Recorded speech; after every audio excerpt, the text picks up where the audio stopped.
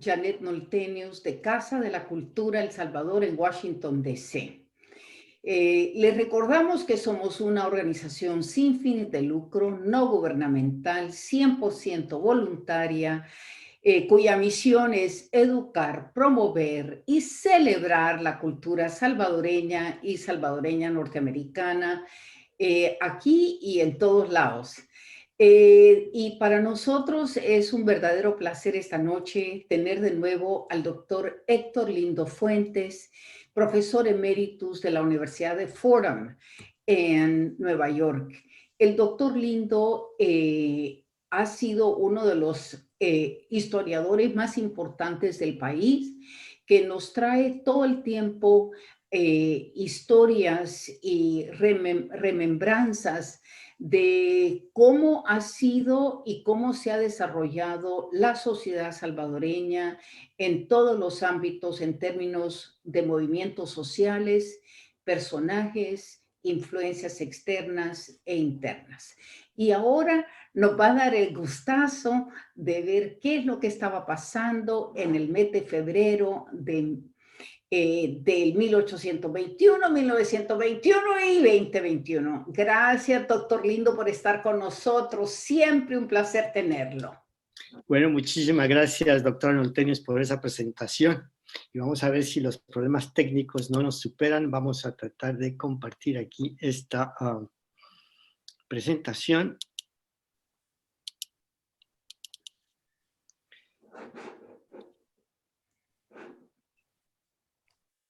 Ok.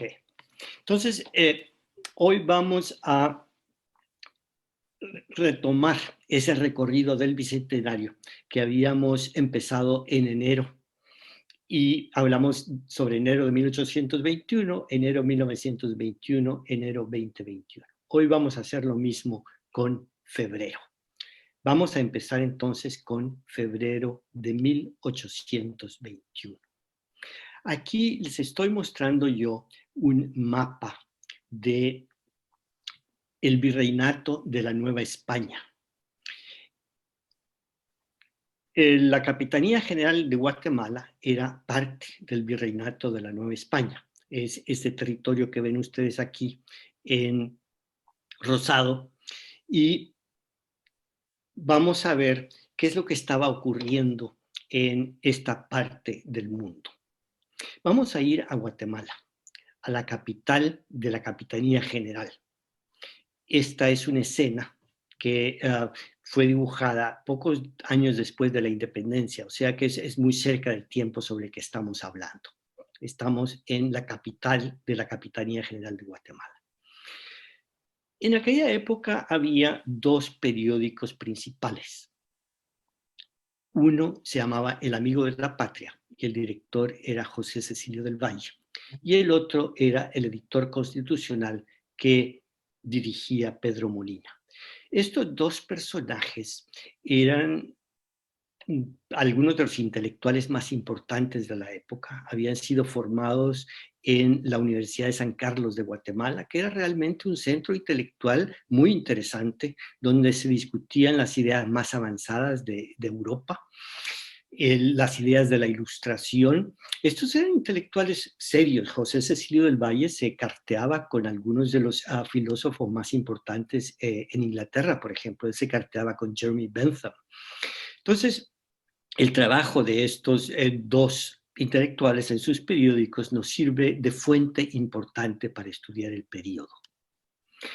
Veamos qué decía El Amigo de la Patria, el periódico de José Cecilio del Valle, en febrero de 1821, el 10 de febrero. Uno de los artículos en el periódico decía: la nación española presenta al mundo entero el espectáculo más hermoso y el ejemplo más sublime de sabiduría y moderación que han visto los siglos.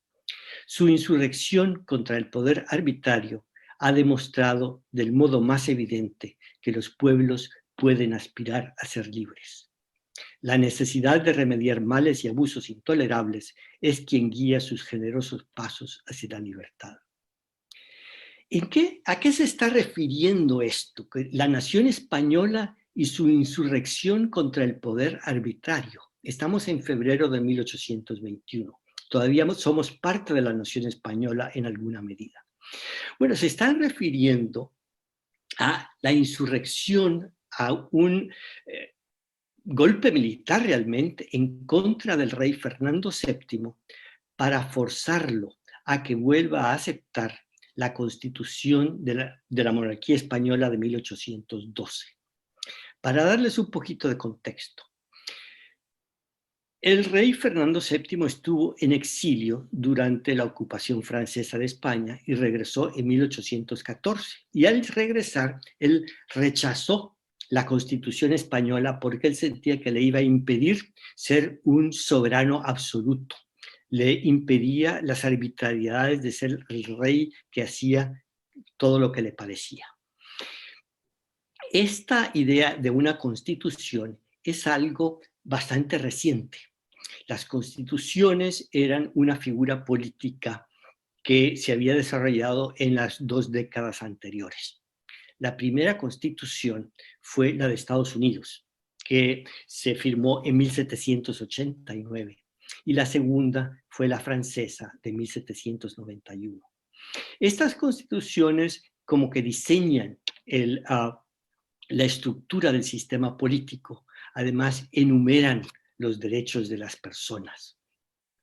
Por ejemplo, la Constitución francesa tenía una declaración de los derechos del hombre, que es como el comienzo de esa codificación precisa de los derechos humanos. Todo este discurso de derechos humanos viene de esta declaración de los derechos del hombre y el ciudadano que aparece en la Constitución francesa. Entonces tenemos que hay un movimiento de crear constituciones para diseñar la estructura política de los países, la institucionalidad política de los países.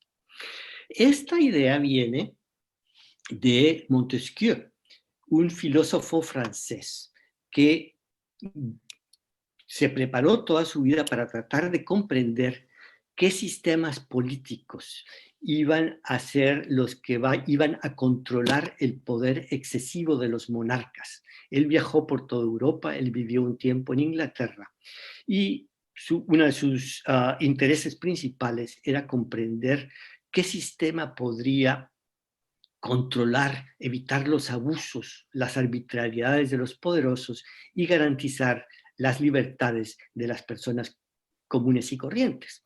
Y él escribió este libro, El espíritu de las leyes, que le muestro aquí la primera edición en español. Y ahí describió que el mejor sistema era uno en el que había 3 poderes, los 3 poderes del Estado, el legislativo, el ejecutivo y el judicial. Eso le suena muy familiar porque esta idea es muy vigente todavía, sigue igual.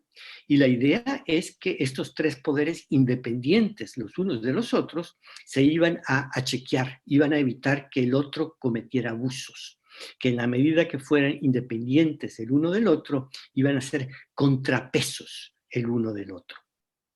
Entonces, estas son las ideas de Montesquieu que van a ser plasmadas en las constituciones de Estados Unidos, de Francia y de España. Ahora, la Constitución española y estas otras constituciones también tienen un apartado especial para la libertad de prensa, porque se pensaba que la libertad de imprenta, la libertad de prensa iba a ayudar a garantizar que los poderosos no fueran demasiado poderosos. Uno de los pensadores de la época, Lord Acton, decía que el poder corrompe y el poder absoluto corrompe absolutamente. Esta era una de las cosas que preocupaban a los pensadores de la época.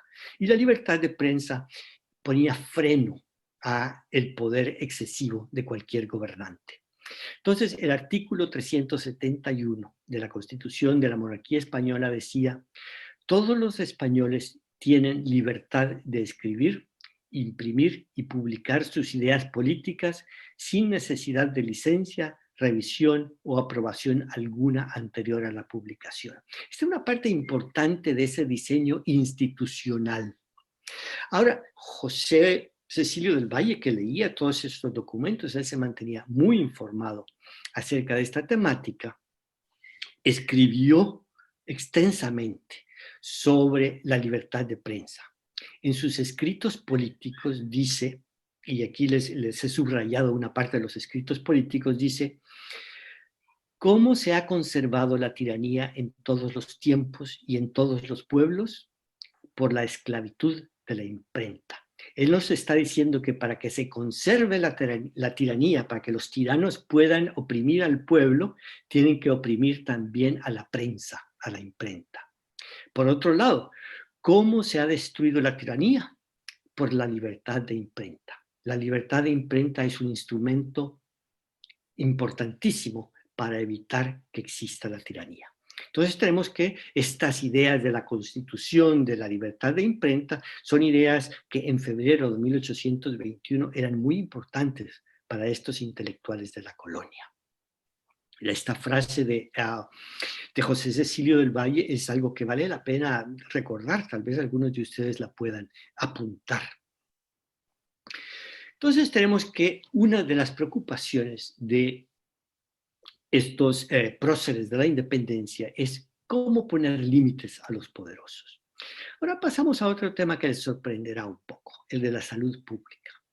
Regresemos a estos dos intelectuales educados en la Universidad de San Carlos. Ambos se distinguieron muchísimo, pero José Cecilio del Valle se distinguió por sus estudios en las ciencias sociales. Él estudió economía, él estudiaba las ciencias políticas de la época y estaba muy bien informado. Pedro Molina, por su lado, él estudiaba las ciencias naturales. Él era un científico. Él era un científico que se había destacado sobre todo en las campañas de vacunación. Aquí tengo un documento del Archivo de Indias, se encuentra en el Archivo de Indias, un documento de 1803, en el que el presidente de la Audiencia de Guatemala escribe a las autoridades en España hablando sobre los estragos de viruela, que está muy expuesto el reino, y solicita vacuna. Estas vacunas que venían de España, que eran pues una innovación realmente grande, la vacuna de Jenner era bastante reciente, que se había encontrado en Inglaterra. Esta era la principal política de salud de la época y Pedro Molina ganó una gran reputación organizando campañas en contra de la viruela. Lo que le daba estatura política a Pedro Molina era su papel en la salud pública. Él dirigió campañas de vacunación y para 1819 estuvo a cargo del protomedicato. El protomedicato era la entidad encargada de políticas de salud pública en la época colonial. Así tenemos que había una relación entre política y tema de salud pública. En este caso, el prestigio, la legitimidad de Pedro Molina se derivaba en gran parte de su actuación como científico en temas de salud pública. Ahora vamos a pasar al tercer tema que me interesa desarrollar: acontecimientos externos. Regresamos aquí al virreinato de la Nueva España, vamos a regresar a la Capitanía General, pero esta vez vamos a ir a Comayagua, lo que es ahora Honduras. Encontramos que en Honduras, el gobernador de Honduras, Joaquín Lindo, escribe en febrero de 1821 a las autoridades en España sobre las actividades que se deben de llevar a cabo para evitar la independencia de América.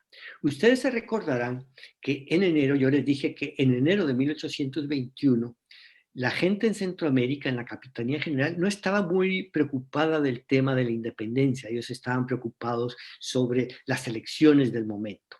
Pero ahora se empiezan a preocupar de la independencia de América. ¿Qué es lo que ha pasado? Porque este señor gobernador de Honduras quiere ver cómo se puede evitar esa independencia de América. Pues regresamos al mapa del virreinato de la Nueva España y vamos a ver lo que está ocurriendo en México.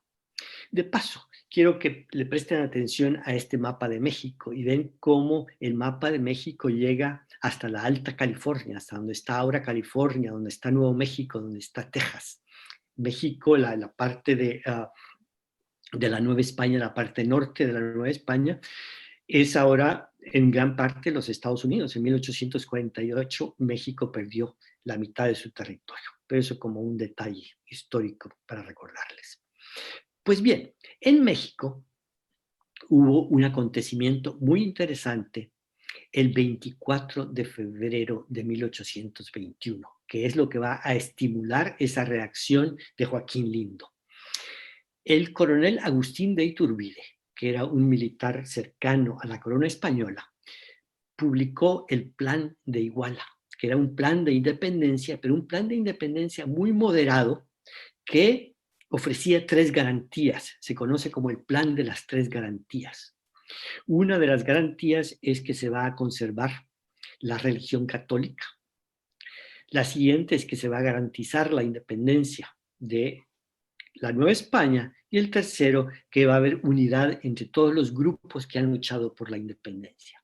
Ahora, lo que hay de nuevo en este plan de Iturbide es que es un plan muy moderado que puede atraer el apoyo de diferentes grupos que han estado muy desunidos. Entonces, por primera vez, este movimiento independentista en México se convierte en algo muy posible. Esto es algo que tiene mucha viabilidad. Entonces, los centroamericanos empiezan a cambiar sus cálculos políticos, porque la pregunta es, ¿qué pasa si se independiza México? Esto ya se ve cerca, esto ya se ve que ahí hay un proyecto muy viable, la posibilidad de esta coalición que llegue al poder. Entonces, los acontecimientos en México han cambiado la ecuación política en Centroamérica. Algo que ocurre fuera de Centroamérica va a tener un impacto en el futuro de Centroamérica. Entonces, para concluir un poco sobre los principales temas que observamos en febrero de 1821, regresamos a la capital de Guatemala y vemos qué es lo que está pensando la gente en las calles de Guatemala. Están pensando que hay que ponerle límites a los poderosos, que las vacunas le dan una especie de legitimidad a actores políticos y que acciones que tienen lugar fuera de Centroamérica son importantes para los centroamericanos. Pues la falta de seriedad de la forma en que he resumido yo esta conclusión, espero que no lo distraiga del hecho de que estos sí son temas realmente muy serios. Entonces, hemos visto estas 3 preocupaciones en 1821. Vamos a ver qué eco van a tener en febrero de 1921.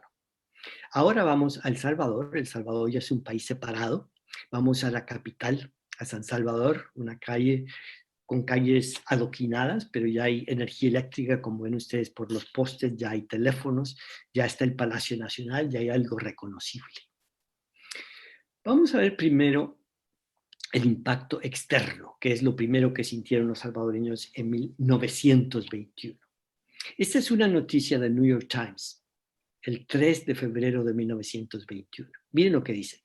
160,000 desempleados en la zona de Detroit. Y esta no es una noticia aislada. Había muchas noticias de este tipo en el New York Times de la época, en febrero de 1921. ¿Por qué? Porque hay una recesión económica en Estados Unidos. Esta gráfica describe el comportamiento del Dow Jones Industrial Average, el comportamiento de la Bolsa de Valores de Nueva York. Y aquí ven ustedes que el valor promedio de las acciones en 1921 ha bajado precipitadamente. Entonces, el país que está comprando la mayor cantidad de café salvadoreño está en un declive económico rápido. Quiere decir que El Salvador no puede vender café o vende muy poco. Y como el gobierno dependía de los impuestos al comercio internacional para sus ingresos, los ingresos del gobierno han bajado precipitadamente. Hay una crisis económica en El Salvador. Crisis económica que se ve agravada además por el hecho de que los gobiernos han sido como bastante imprudentes. El año anterior se gastó muchísimo dinero para repeler una invasión de Arturo Araujo y el gobierno también había gastado mucho dinero en la elección presidencial, porque un hábito que existía en aquella época, y quizá no en la única época donde existía, el partido en el poder usaba dineros del Estado para promover sus intereses políticos. Entonces, tenemos un anuncio en febrero de 1921 en el diario oficial con una noticia que parece como muy burocrática, pero que realmente esconde una verdadera tragedia. Es la noticia de los pagos en tesorería correspondientes al mes de noviembre de 1920. Este anuncio le dice a los empleados de El Salvador que lo que ganaron en noviembre de 1920 lo van a poder cobrar en marzo de 1921. El 8 de marzo, las pensiones civiles y militares. El 9 de marzo, el personal de las escuelas, la Escuela de Artes Gráficas. El 10 de marzo, el Observatorio Nacional, la Corte Suprema de Justicia. El 11 de marzo, los telégrafos y así sucesivamente. Estas son personas que no han recibido ingresos en 4 meses y que van a seguir sin recibir ingresos.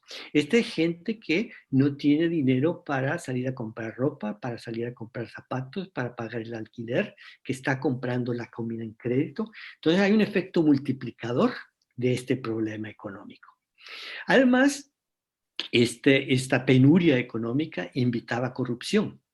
La tesorería les daba a estos empleados unos vales y ellos guardaban los vales para luego cobrarlos en marzo o cuando les tocaba. Pero había coyotes inescrupulosos que se paseaban alrededor de las oficinas de gobierno e iban a comprarle los vales, pero se los compraban a descuento, a veces hasta por mitad de precio. Entonces puede ser que uno era telegrafista, tenía el vale por 100 colones para cobrar dentro del próximo mes, pero estaba desesperado por dinero. Entonces lo vendía a mitad de precio. Y estos coyotes luego iban a la tesorería y recibían el monto completo. Y muchos de estos eran vinculados al gobierno de Jorge Meléndez, inclusive parientes del presidente. Entonces, era una situación muy trágica, que además creaba una gran situación de descontento. Entonces, esta es una época en que hay mucho descontento social. Los obreros, los artesanos se están organizando y en febrero se producen las primeras huelgas de zapateros. Y fueron de las primeras huelgas importantes que hubo en El Salvador. Deben ustedes recordar que habían pasado muy pocos años de la Revolución Mexicana y de la Revolución Rusa, que son acontecimientos que sintieron que los obreros se sintieran muy empoderados para reclamar sus derechos, una forma de organización nueva. Entonces tenemos una situación de penuria económica y obreros que se están organizando. Esto nos lleva a finales de mes. La prensa tiene una noticia. La numerosa manifestación de anoche nos dio a conocer el desagrado que ha producido la desmonetización de la plata. La desmonetización de la plata, ¿qué es eso?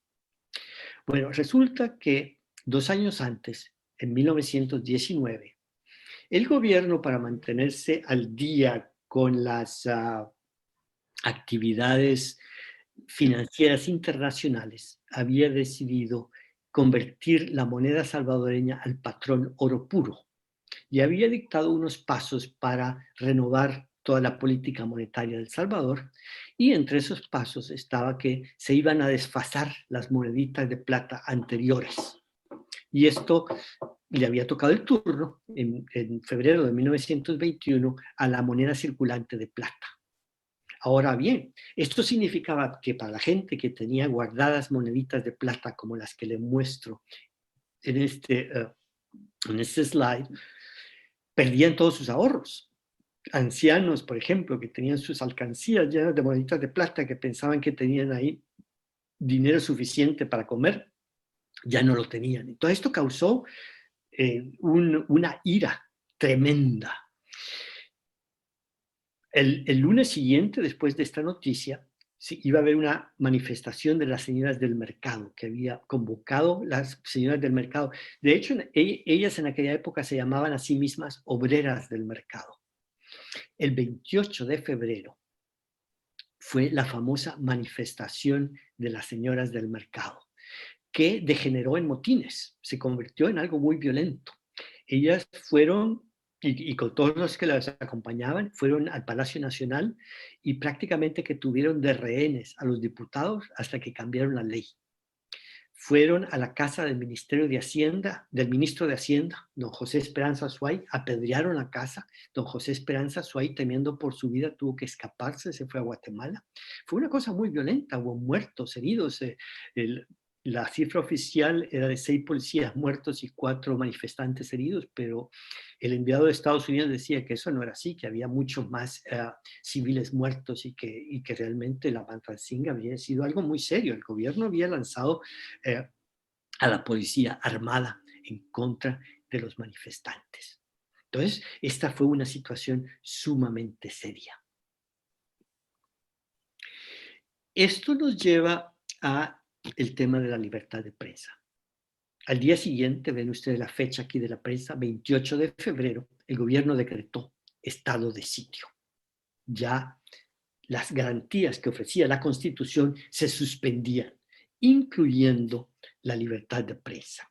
Aquí tenemos una carta que me encontré en el Archivo Nacional de el ministro de Gobernación, don Baltasar Estupiñán, al escritor Arturo Ambrogi, en que le dice que, estando la República en estado de sitio, este ministerio ha designado a usted para que ejerza la censura en la prensa de esta capital. Se empieza a un periodo de censura de prensa. Ya los periódicos ya no informan qué es lo que está ocurriendo, es muy difícil saber lo que está ocurriendo en esta época. Parte de lo que yo he aprendido sobre los motines de febrero, lo he aprendido por documentos inéditos y documentos diplomáticos. En esas circunstancias, entonces, empieza a surgir una especie de prensa clandestina, hojas volantes, como esta que tengo aquí, el submarino, eran que se pasaban de un lado a otro, que se imprimían en impresas clandestinas, algunas eran escritas a máquina. Y veamos de qué habla este tipo de prensa clandestina. Acuérdate, oh pueblo, del 28 de febrero de este año. Acuérdate siempre de cómo una familia ensorbecida por su dinero y adueñada del poder para desgracia suya, regó las calles de San Salvador con tu sangre. Está hablando de la poderosa familia Meléndez Quiñones que ha reprimido el pueblo el 28 de febrero. Y da 2 detalles. Habla de los eunucos que llaman Asamblea Nacional y habla de los obedientes periódicos del país. Es decir, ellos lo que están articulando es que las cosas que hace la familia Meléndez Quiñones las pueden hacer porque no existe un poder legislativo independiente, porque no existe una prensa independiente. Y es fácil de ver cómo esa decisión tan mala de desmonetizar la prensa, la plata, en momentos de penuria económica se llevó a cabo cuando no había ninguna discusión pública, cuando no había una Asamblea Nacional que hiciera preguntas, cuando no había un sistema judicial al cual acudir, cuando no había periódicos que podían hacer preguntas. Entonces, claramente esta prensa clandestina está hablando de que el problema aquí es que la Asamblea Nacional no es independiente, los periódicos no son independientes. El tercer tema que habíamos mencionado para 1821 y queremos ver cómo funciona en 1921 es el tema de la salud pública. Este cuadro estadístico que tengo aquí es el de las defunciones en 1921. No sé si se alcanza a ver, pero he señalado con una flecha roja cuáles eran las principales causas de muerte. ¿Qué tenía que ver con enfermedades contagiosas, con parásitos intestinales, con infecciones intestinales y ese tipo de cosas. Para enfrentar la problemática de salud pública, los personeros de la dinastía Meléndez Quiñones habían invitado a la Fundación Rockefeller, que se había dedicado a temas de sanidad.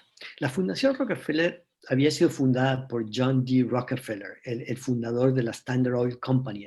En ese tiempo era el hombre más rico del mundo. Pero esta filantropía se dedicaba a la salud pública y tenían médicos especializados en salud tropical. Entonces enviaron al doctor Charles Bailey a El Salvador, que dirigía, como ven ustedes en esta correspondencia que está en el archivo Rockefeller, campañas de vacunación contra la fiebre amarilla, la famosa vacuna Noguchi de aquella época. Y tenían campañas muy bien desarrolladas en todo el país. Ahora, uno de los principales problemas que había era el de los parásitos intestinales. Esta foto tan triste que muestro a la izquierda es de un niño que, víctima de los parásitos intestinales, no ha podido desarrollar su cuerpo. Y una de las formas de atacar el problema de los parásitos intestinales eran campañas de letrinización, porque se decía que la presencia de heces fecales en la tierra conducía a que hubiera más parásitos intestinales en los niños que iban descalzos en la calle. Entonces, las campañas de letrinización eran parte importante de la actividad de sanidad de aquella época. Ahora bien, la familia Meléndez Quiñones no sabía distinguir entre sus intereses personales y los intereses del país. Entonces, ellos manipularon a la Fundación Rockefeller para que las primeras campañas de letrinización se hicieran en sus propiedades. Aquí, no sé si se alcanza a ver, está subrayado en amarillo, que de las primeras campañas de letrinización se hicieron en la finca El Ángel. La finca El Ángel era la gran propiedad azucarera de los Meléndez. Y aquí les muestro el mapa. En el departamento de San Salvador, en el centro de San Salvador, en el Valle El Ángel, está en el centro la finca El Ángel. Tengo entendido que ahora el Valle El Ángel es un sitio de particular controversia por las urbanizaciones que se están planeando para esa zona. Pero en 1921, la Fundación Rockefeller fue a la finca El Ángel en una campaña de letrinización que favorecía los intereses de la familia Meléndez. También la familia Meléndez Quiñones le daba prioridad a que se dieran vacunas y se llevaran estos servicios al ejército, porque les interesaba para protegerse, para mantenerse en el poder, básicamente. No tengo yo una foto del doctor Bailey, la busqué y no la encontré, pero sí tenía una foto del automóvil del doctor Bailey, que no es un buen sustituto, pero por lo menos es una curiosidad que me encontré en el archivo. Así quedó el doctor Bailey, el automóvil del doctor Bailey después del terremoto de 1917. Entonces, ya vemos que los temas del impacto externo, la libertad de prensa y la salud pública resonaron en El Salvador en 1921. Viajemos ahora en el tiempo a febrero de 2021, a estas semanas pasadas. Aquí tenemos un mapa ya mucho más moderno de El Salvador. Es un mapa que saqué de Google Maps ayer, o sea que es lo más al día que les puedo presentar. Y vamos a ir a El Salvador de las ventas ambulantes cerca del Palacio Nacional y de la Catedral. Entonces, veamos cómo resuenan estos temas. Tenemos que uno de los problemas era el de los límites a los poderosos. Uno de los acontecimientos importantes este mes ha sido la conmemoración del 9F, que Arena califica como hechos penosos, nefastos y oscuros. Y tiene una foto ahí, el diario de hoy, del ejército en la Asamblea Legislativa. Ahora me parece como más relevante para lo que voy a hablar lo que dice Nidia Díaz del FMLN. Yo veo al 9F como un golpe de Estado que duró minutos, un golpe del Ejecutivo al Legislativo. O sea, ¿de qué están hablando los señores de Arena y del FMLN? Están hablando de lo que nos decía Montesquieu en El espíritu de las leyes, la importancia de la independencia de los tres poderes del Estado, el legislativo, el ejecutivo y el judicial. Lo que nos están diciendo es que es muy preocupante que el poder ejecutivo trate de imponerse sobre el poder judicial, que esta estructura institucional que ha sido tan importante para la prosperidad de la democracia en todo el mundo está en peligro. Estamos volviendo a la misma temática de la institucionalidad que plantean las constituciones de acuerdo con las ideas que planteó el barón de Montesquieu. Pasemos ahora al tema de la libertad de prensa. Otra de las noticias que hemos leído en estas semanas pasadas es que la Comisión Interamericana ordenó al Estado salvadoreño proteger a los miembros del Faro, este periódico electrónico que está en situación de gravedad y urgencia. Y esto, por supuesto, nos regresa a lo que nos decía la Constitución española, que todos los españoles deben de tener la libertad de escribir, imprimir y publicar sus ideas sin necesidad de licencia y, por supuesto, sin temor. Y más relevante todavía, y a mí me gusta mucho citar esto, es lo que dijo José Cecilio del Valle. ¿Cómo se ha conservado la tiranía en todos los tiempos, en todos los pueblos? Por la esclavitud de la imprenta. Es decir, en un país donde la prensa está sometida al poder de los poderosos, hay mucho peligro de la libertad. ¿Cómo se ha destruido la tiranía? Por la libertad de imprenta. La libertad de imprenta, la libertad de prensa es una garantía para que nadie tenga demasiado poder. Es lo que nos decía José Cecilio del Valle hace 200 años. Pasemos ahora al tema de la salud pública. Nuevamente estamos viendo que el tema de la vacuna del COVID ha sido objeto de constantes tweets de la Secretaría de Prensa de la Presidencia. Es decir, hay un peligro de manipulación política de la salud pública. Entonces, la salud pública tiene importancia política, se quiera o no, ya sea de una forma beneficiosa, como fue el caso de Pedro Molina, que derivó mucho de su legitimidad como político, de haber sido uno de los promotores de la vacunación y de ser el protomédico de la Capitanía General, o la manipulación que hicieron los Meléndez de la salud pública para beneficiar sus propiedades, o lo que podría ocurrir en El Salvador en estos tiempos. Entonces tenemos que también los acontecimientos externos pueden tener un impacto.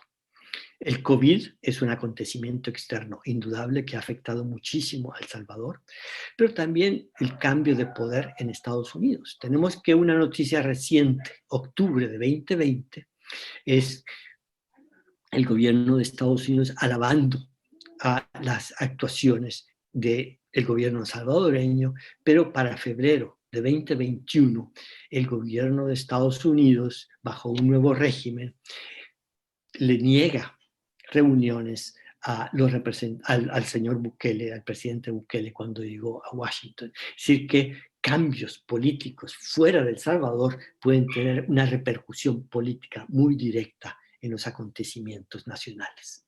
Entonces tenemos así que a través del tiempo hay temas que como que se van repitiendo, como que se van reproduciendo. Entonces en El Salvador la gente se pregunta, ¿cómo ponerle límites a los poderosos? La gente se pregunta, ¿a quién van a vacunar primero? ¿Se va a vacunar, se va a manipular políticamente el tema de la vacunación? La gente se pregunta, ¿cómo va a afectar los cambios en los Estados Unidos a lo que ocurre en El Salvador? Bueno, hasta aquí llega mi presentación.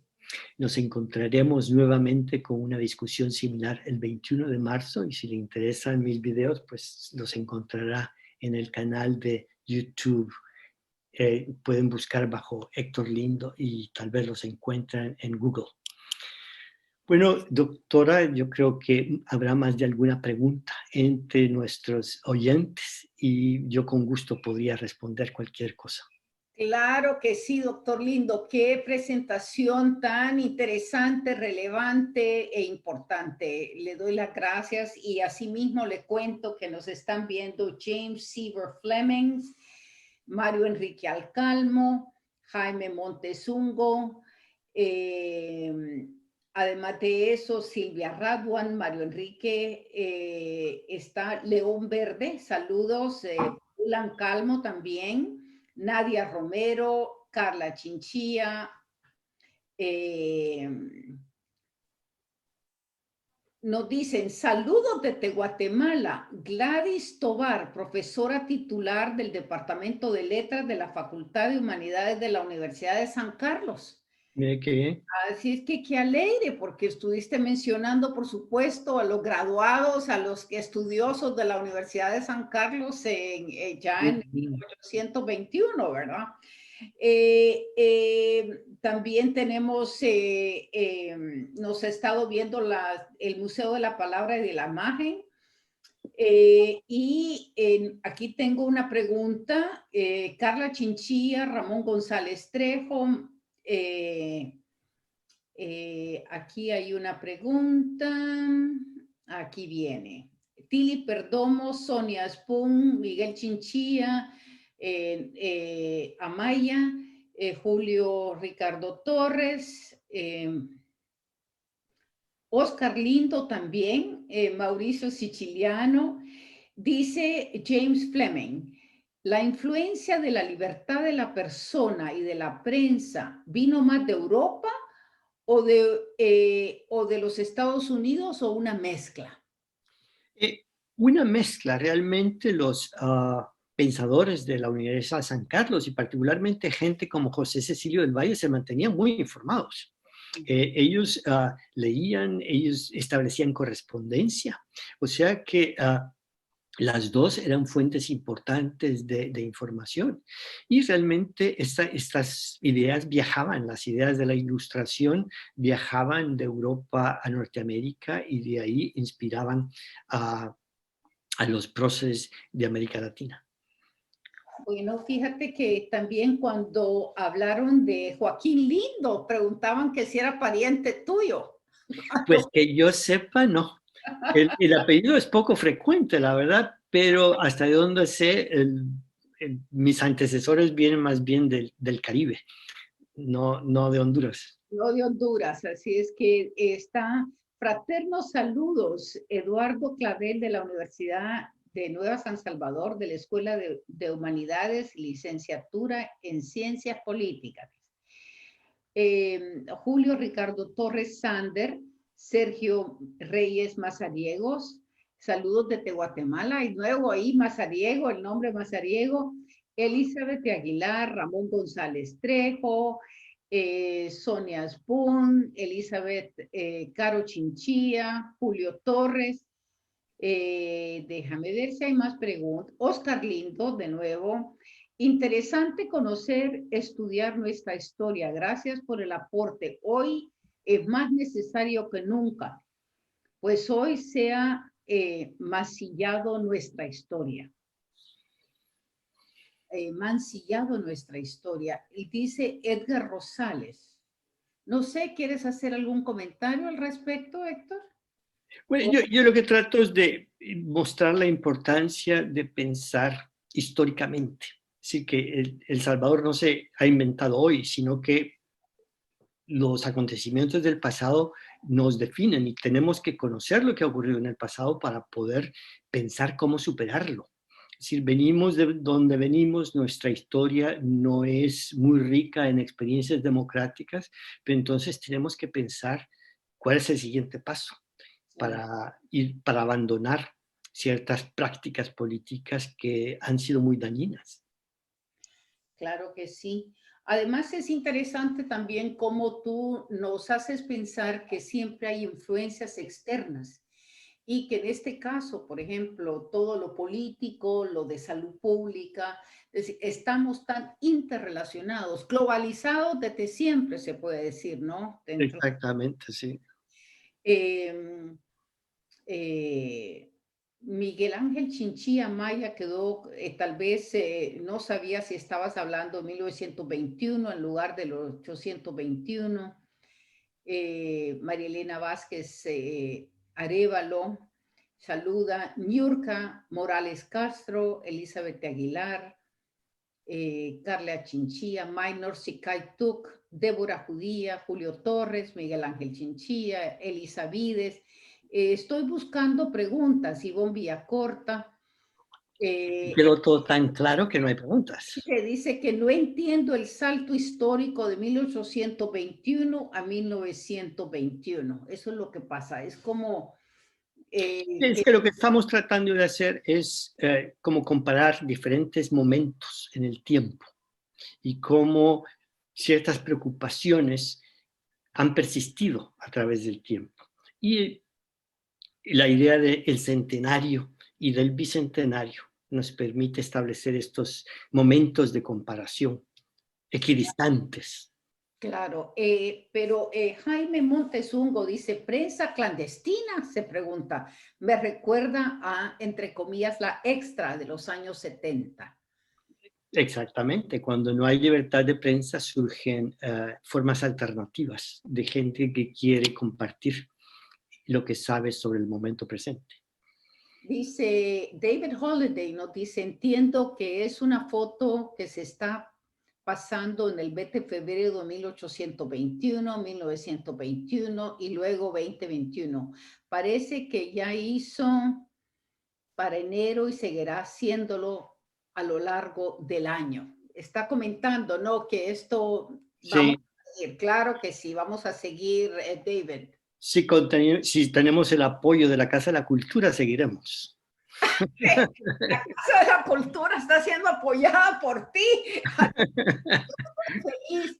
En realidad, el propósito de esto es pasar este año haciendo historia, rememorando y también conociendo, porque desconocemos la historia, Héctor.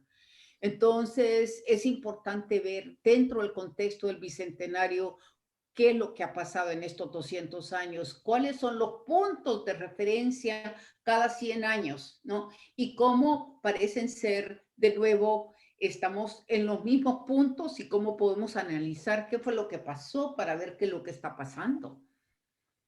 ¿Verdad? Así es que para nosotros vamos a seguir adelante. Ross Jurts, aquí hay otra, el envejecimiento de la moneda fue relativamente frecuente en la historia para ganancia del emisor. ¿Cuál fue la motivación en 1921? Bueno, en 1921 esto es como la culminación de un proceso de modernización monetaria que se ha promovido desde los Estados Unidos. Había unas conferencias financieras panamericanas que invitaban a ministros de Hacienda de toda América Latina para discutir formas de armonizar las políticas financieras y los sistemas monetarios de toda América Latina. Es decir, aquí hay una influencia grande desde fuera. Había misiones financieras que mandaba el Departamento de Estado y el Departamento de Tesoro para armonizar un sistema que permitiera mayor flujo de comercio por toda la región panamericana. Es un movimiento que se llamaba el panamericanismo. Entonces tenían conferencias médicas, pero las financieras eran muy importantes. Y ahí se desarrollaba como un consenso sobre políticas. Y la adopción del patrón oro puro era algo que Estados Unidos quería ver en toda América Latina. Bueno, Sergio Reyes Mazariego dice, pero ¿en dónde queda en todo este embrollo la Capitanía General de Guatemala ubicada en Antigua Guatemala? ¿Cuál era el impacto en los 1800? Bueno, lo que pasa es que después del terremoto de Antigua Guatemala, la capital pasó a la Nueva Asunción de Guatemala. Entonces, el grabado que mostré es de una ciudad relativamente nueva, la ciudad de la Nueva Asunción de Guatemala, por aquel terremoto tan destructivo que hubo en Antigua Guatemala. Bueno, Leonel Hernández, Julio Ricardo Torres, Ivonne Villacorta, Oscar Valdés dice, ¿la hacienda El Ángel se extendía hasta el lago de Ilopango? Pregunta. No creo, pero sí era una hacienda muy grande. No era la única hacienda en esa zona, pero sí era como un poco el cuartel general de los Meléndez. Ahí iban con frecuencia. Y fue una propiedad azucarera muy importante, es decir, de las propiedades azucareras más importantes que tuvo El Salvador en la época. Tanto que los Meléndez le ponían impuesto a todo menos al azúcar. bueno, sus propios intereses, sí. Para eso era infallable. Siempre que había alguna política hay que buscarle cómo favorecía a la familia, porque en eso nunca se equivocaba.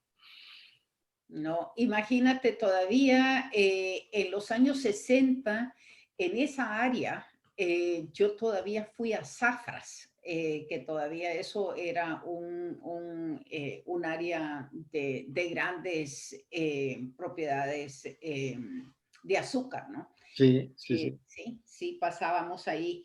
Te comentan que es extremadamente interesante y instructivo. Gracias por el aporte informativo de los antecedentes históricos y sus consecuencias al presente. Coincidencias que son más que coincidencias. Esta es Silvia Raduan, una educadora, poeta, que vive en el área metropolitana de Washington, miembro de uno de los grupos nuestros. Bueno, aquí también estoy viendo, ¿verdad? Glenda Novoa está también con nosotros. Sabas, claro, ¿cómo podríamos comparar la manipulación de Pedro Molina hace 200 años, lo que sucedió con los Meléndez Quiñones hace 100 años y lo que sucede hoy? Parece que los sucesos se repiten. En alguna medida, pues se puede decir que sí, ¿no? Que hay ciertos aspectos que siguen teniendo relevancia, que siguen siendo pertinentes, que hay que analizar. El tema, por ejemplo, que tú mencionaste de la influencia externa, cómo a veces choques externos simplemente cambian, transforman totalmente nuestra vida interna dentro del país, inclusive la vida diaria de las personas pueden ser transformadas por algo que ocurre a miles de kilómetros de distancia. Eso es algo... y también el tema de la estructura política, ¿no? Este constante batallar por encontrar una fórmula que permita la participación de la mayor parte de personas en la vida política del país y limitar la excesiva influencia de grupos muy pequeños. No, y también imagínate la reacción a acciones externas como la devaluación de la plata, ¿no? Y el impacto que eso tiene, y cómo hubieron esos motines para manifestar el desacuerdo de la población, ¿no? Y una de las consecuencias de la censura es que muy poca gente sabe sobre esos motines porque no los cubría la prensa, que es algo que discutimos la vez pasada al hablar sobre la imagen falsa que tiene la gente del dictador Martínez. Como había mucha censura de prensa, la gente se queda con una impresión de los años de la dictadura muy diferente a lo que ocurría en realidad. Sí, no, la censura. Además fue bien interesante ver que quien fue puesto para dirigir la censura en el 21 fue Arturo Ambrogi, uno de los grandes intelectuales salvadoreños. Yo no tenía la menor idea que él fue designado como uno de la censura en esa época. Y él volvió a la censura en la época de Martínez, por una época. Eso pensé, según recuerdo. Entonces, tenemos esa visión de Arturo Ambrogi y su poesía lírica, etcétera, pero no cuál era su rol dentro del sistema político, económico y de prensa, ¿no? Así que David Holiday dice felicitaciones, mucha gente te felicita. Miguel Ángel Chinchilla dice algo así como el péndulo de Toynbee, la repetición de la historia. ¿Verdad? Muchas gracias. Demasiado breve, quisiera seguir escuchando, dice. No, pues estoy muy agradecido de toda la atención que hemos tenido y las buenas preguntas que hemos tenido, me parece excelente.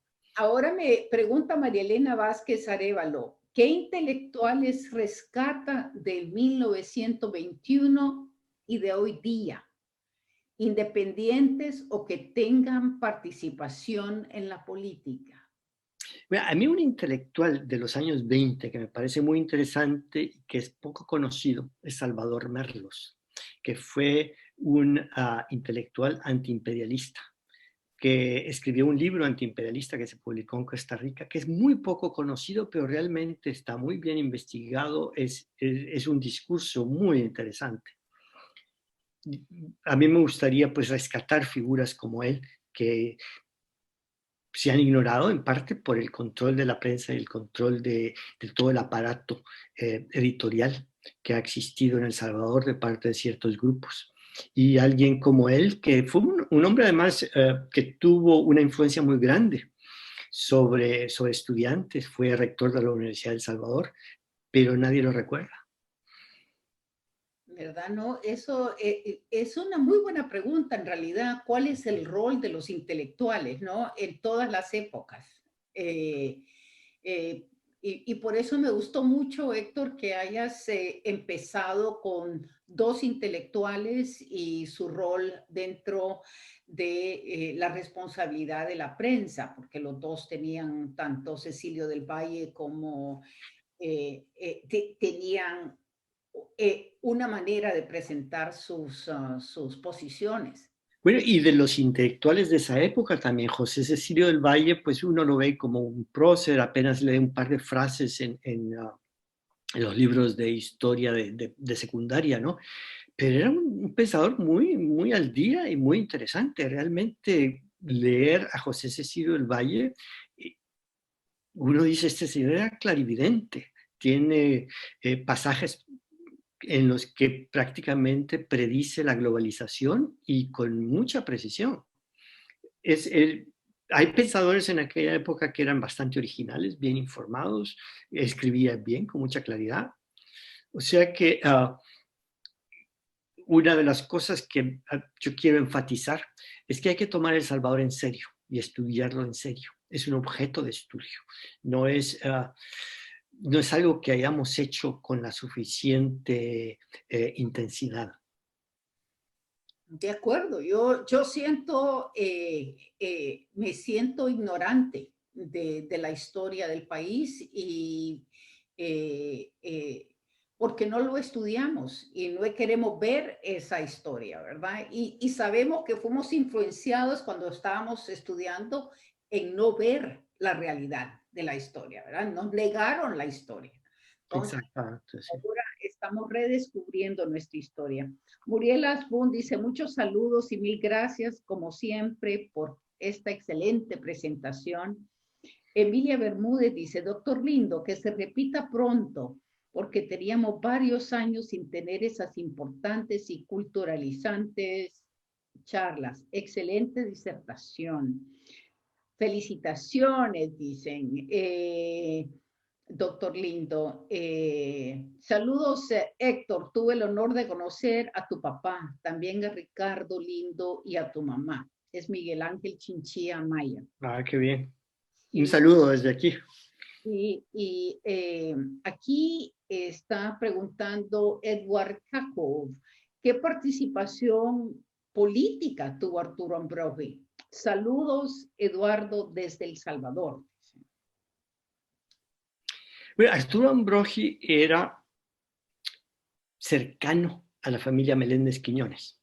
Él fue director director de la Biblioteca Nacional, pero era miembro también, yo he visto su lista entre los, su nombre en la lista de miembros del partido del doctor Quiñones, era quiñonista, y he visto alguna correspondencia política, él estaba metido un poco en la parte de organización política a favor del doctor Quiñones, que tenía un aparato político clientelista bastante extenso.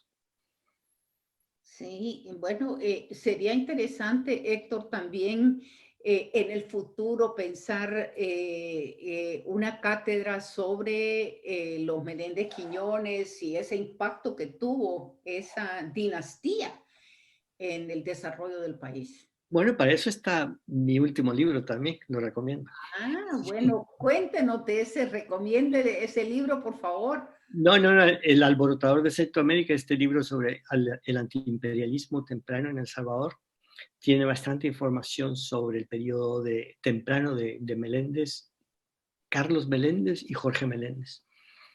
¿Y a dónde se puede conseguir el libro? En la librería de la UCA, porque lo imprimió la casa editorial de la UCA.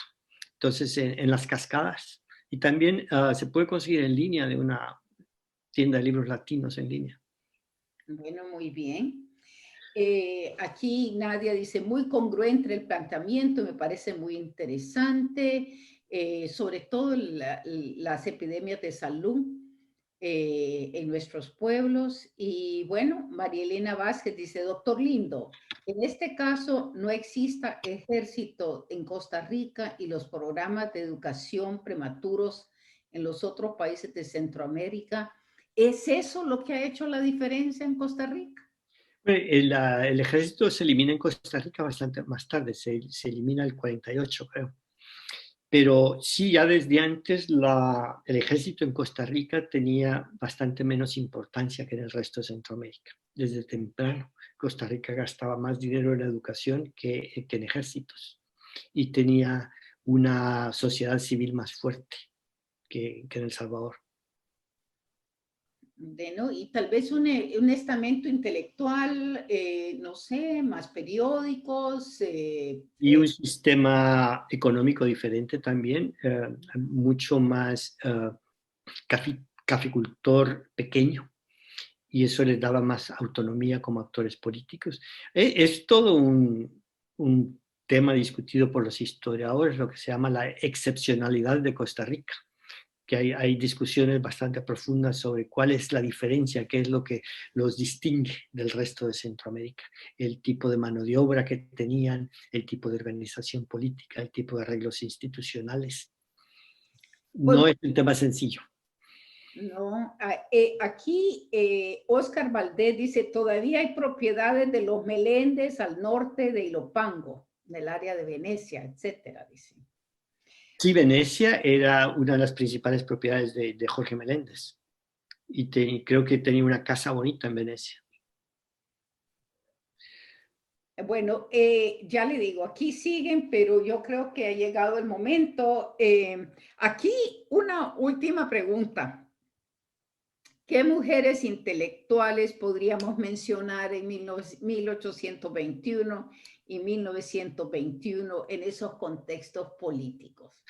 En 1821, intelectuales como conocemos ahora, pues no tengo ninguna persona en mente, porque además en aquella época el acceso a la alfabetización para mujeres era bastante limitado y el acceso a educación universitaria. Pero para 1921 sí, para 1921 tenemos como figura política súper interesante a Prudencia Ayala.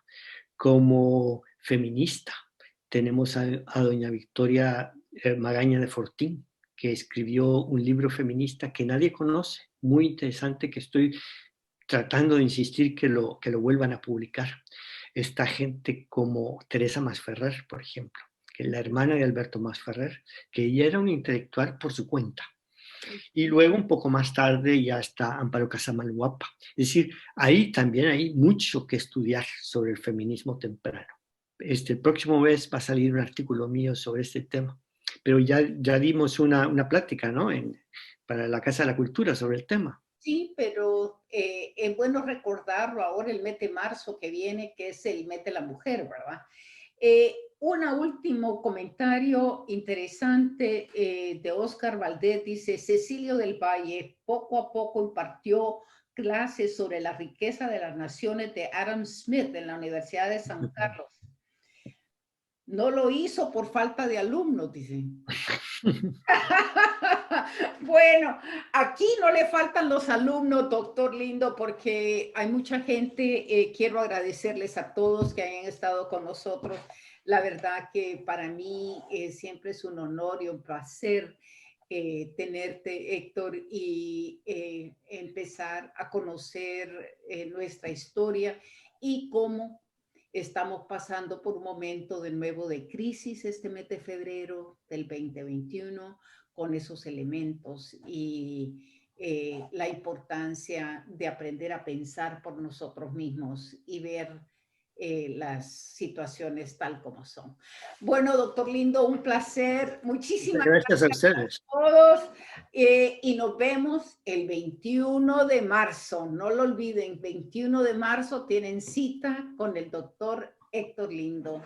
Buenas noches a todos y muy agradecida. Buenas noches.